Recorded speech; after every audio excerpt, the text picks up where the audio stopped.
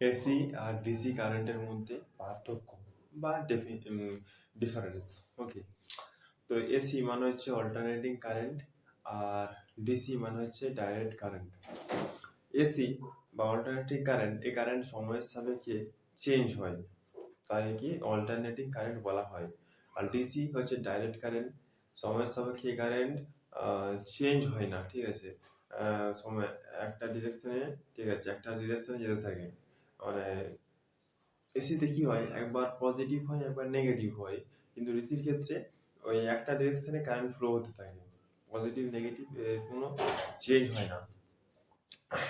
তার জন্য আমাদের যে ট্রান্সফরমার, সেখানে আমাদের এসি কারেন্টই ব্যবহার করা হয়। ট্রান্সফরমার শুধু এসিতেই চলে, ডিসিতে চলবে না। আর হচ্ছে টার্মিনাল কি কি থাকে, ঠিক আছে। এসি কারেন্টে টার্মিনাল থাকে, ফেজ থাকে আর নিউট্রাল থাকে। ফেজের মধ্যে থাকে আর ওয়াই বি। আর মানে হচ্ছে রেড, ওয়াই মানে ইয়েলো, বি মানে হচ্ছে ব্লু, আর এন মানে জানো নিউট্রাল। আর হচ্ছে ডিসির ক্ষেত্রে দুটো টার্মিনাল থাকে, একটা পজিটিভ টার্মিনাল এবং একটা নেগেটিভ টার্মিনাল থাকে।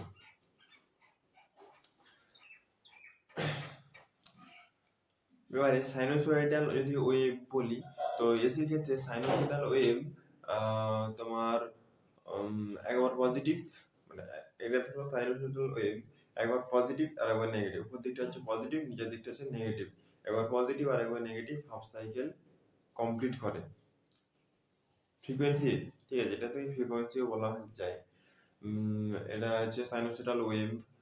তো ফ্রিকোয়েন্সি কাকে বলে, একবার একবার পজিটিভ আর একবার নেগেটিভ হাফ সাইকেল কমপ্লিট করে তাকে বলা হয় ওয়ান সাইকেল। 1 সেকেন্ড সময় যতগুলি সাইকেল কমপ্লিট করে তাকে বলা হয় ফ্রিকোয়েন্সি। আমাদের দেশে এই ফ্রিকোয়েন্সিকে হার্জ মিটারে মেজার করা হয়। আমাদের দেশে এই ফ্রিকোয়েন্সিকে হার্জ মিটারে মেজার করা হয়। আমাদের দেশে এই ফ্রিকোয়েন্সি 1 সেকেন্ড সময়ে 50 বার পজিটিভ আর 50 বার নেগেটিভ হয়, তার জন্য এখানে 50 হার্জ বলা হয়।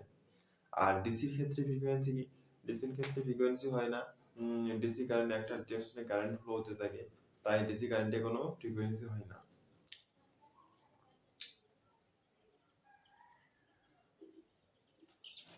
তো এই ছিল আমাদের যে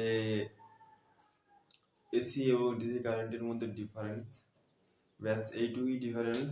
আর আর সেরকম কিছু ডিফারেন্স বলতে, এসি কারেন্ট তোমার যদি এখানে তুমি কানেক্ট করো 240 ভোল্ট, তাহলে একটা শহর থেকে যখন অন্য শহরে যাবে, ঠিক আছে, মানে 5 কিলোমিটার 10 কিলোমিটার দূরেও 240 ভোল্টই থাকবে। হয়তো 1-2 ভোল্ট কম বেশি হতে পারে, ঠিক আছে, 5-10 কিলোমিটার দূরেছে, তো ওই একই ভোল্টেই থাকবে। কিন্তু যদি ডিজির ক্ষেত্রে হয়, কি হবে, ভোল্টেজ অনেক কমে যাবে।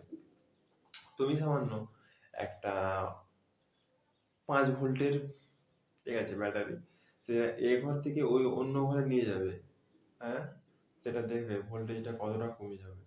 কারণ ওর প্রেসার ভালো নয়, ঠিক আছে, প্রেসার ভালো কিন্তু সামনে থাকবে, তাহলে ঠিক আছে, কিন্তু দূরের দিকেও মানে কি বলবো, প্রেসার দিতে পারে না। তাই তাই আমরা এসি কারেন্টটাই ব্যবহার করে থাকি জেনারেলি, ঠিক আছে। এসি কারেন্ট আমরা সব জায়গায় ব্যবহার করে থাকি, বাড়িতেও আমাদের এসি কারেন্ট ব্যবহার করা হয়।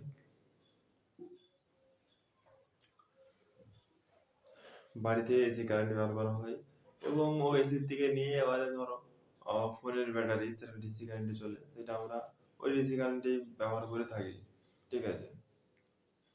এসির থেকে ডিসি করা যায় এবং ডিসির থেকেও এসি করা যায়। এসির থেকে ডিসি করাটা সহজ, আর ডিসির থেকে এসি করাটা একটু কঠিন। তাই অত কি বলবো, উম, চাপের কোনো ব্যাপার নয়, ঠিক আছে। ডিসির থেকেও এসি করা যায়। তো সেটা একটু মানে রেকটিফায়ার দরকার, ঠিক আছে, অনেক কিছু দরকার। এসি থেকে ডিসি করার রেকটিফায়ার দরকার।